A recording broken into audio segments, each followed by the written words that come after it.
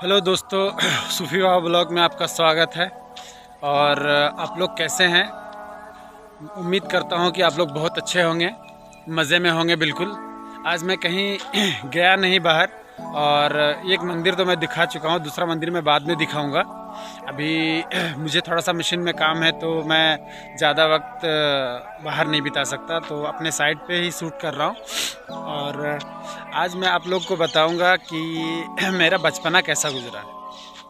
तो दोस्तों तैयार हो जाइए मेरा बचपना का स्टोरी सुनने के लिए। तो स्टार्ट करता हूँ कि जब मैं होश संभाला, जब मैं अपने बारे में जान पाया, जब से मुझे अपने बारे में याद है, तब मैं अपने नानी के घर में था, नाना नानी के घर में।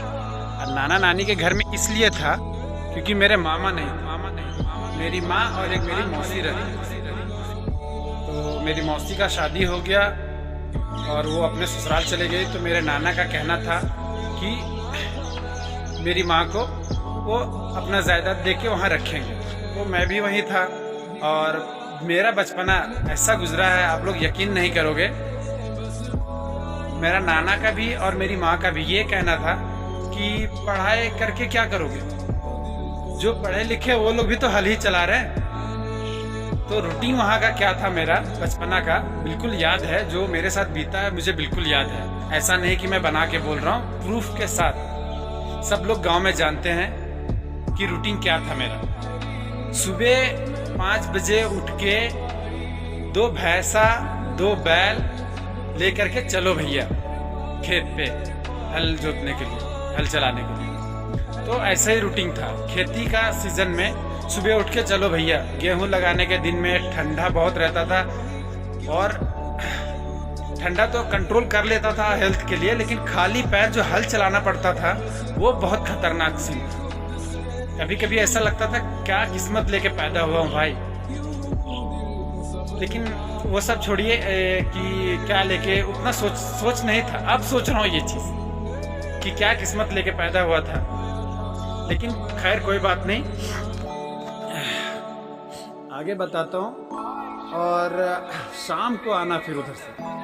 दिन में अगर हल चलाने चले गए तो 10 बजे 11 बजे तक हल चलाए, फिर जानवर को लेके जंगल में गए, घुमाए फिर आए, वो खाना पीना वो लोग का भी खाए। शाम में आने के बाद अगर बेचांस एक मिस्टेक हो गया तो घर में मार पड़ती थी भाई। एक मिस्टेक जैसे कि क्या, बच्चे थे खेलने कूदने में इधर उधर लग जाते थे, तो क्या भैंसा और ये क्या बोलते हैं, भैंसा को हमारे गांव में काड़ा बोलते हैं। काड़ा काले काले होते हैं जो भैंसा, उसको काड़ा बोलते हैं। और 2 बैल हुआ करते थे। हम लोग जो थे तो अपना खेती के साइड में ही हमेशा चराते थे, चारा उन लोग का खिलाते थे, मतलब चराते थे। तो चराने में किसी का धान खा लिया, जो चावल का पौधा जिसको हम लोग धान बोलते हैं अपने एरिया में, तो धान खा लिया, चाहे किसी का धान से गुजर गया भाग के। तो इस चीज़ की वजह से हम लोग बहुत मार खाए हैं, मैं और मेरा भाई बहुत मार खाए हैं। कोई यकीन नहीं करेगा उतना मार खाए हैं। ये तो हो गया हमारा डेली रूटीन। और खेती का सीजन क्रॉस हो जाने के बाद हम लोग जाते थे पढ़ने के लिए।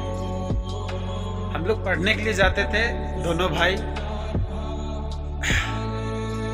मैं और मेरे बाद जो है वो, उसके बाद और एक थर्ड है और फोर्थ भी है, 4 भाई हम लोग। तो हम लोग मतलब 3 भाई ज़्यादा मार खाए, छोटा वाला नहीं खाता था मार ज़्यादा। तो जब हम लोग पढ़ने जाते थे तो मास्टर जी जो है ना, दूसरे बच्चों को जितना मारते थे हम लोग को नहीं मारते थे। बोलते थे कि भाई इनको मार के क्या करेंगे, साल भर में तो 2 महीने पढ़ने आते हैं लोग। तो जितना, मतलब उनका भी यही ठीक था सोच कि जितना इन लोग सीख सकता है उतना सिखाते हैं। और अपने जो गुरुजी हैं वहाँ के, जहाँ मैं नानी घर रहता था, वहाँ मास्टर साहब जो थे वो बहुत अच्छा सिखाए। भले उनके पास ज़्यादा मैं पढ़ाई नहीं किया, का खा ग ABC 1 2 3 सभी सीखा। और अरबी भी मैं वहाँ पे पढ़ा और उर्दू भी पढ़ा।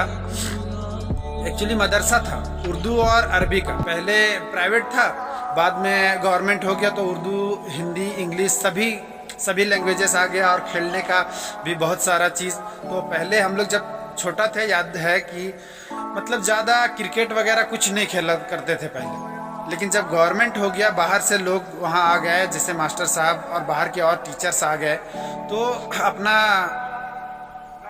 क्या बोलते हैं क्रिकेट लेके आ गए, फुटबॉल लेके आ गए। तो हम लोग को बहुत मन करता था क्रिकेट खेलने का, लेकिन ऐसा किस्मत लेके पैदा नहीं हुआ था शायद, क्योंकि हम लोग खेती में रहते थे हमेशा और खेलने के लिए बिल्कुल, कभी बेचांस किसी दिन भाग गया खेलने के लिए काम से छुप के तो बहुत मार पड़ती थी भैया।